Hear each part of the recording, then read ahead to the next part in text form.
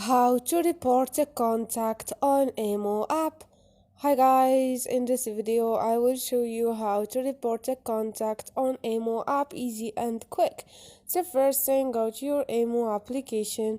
Once you are there, you're gonna find the message icon up there. Click on it and you're gonna find all your chats.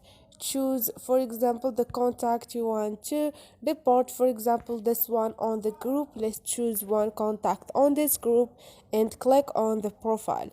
Now you're gonna find those 3 points up there. Click on it and you're gonna find report top there. Now choose the reason why you are reporting this contact. Choose one of those, and if those reasons not why you are reporting this contact, click on other and you can now write your feedback. So this is it guys, hope this video was helpful. Don't forget to subscribe and like.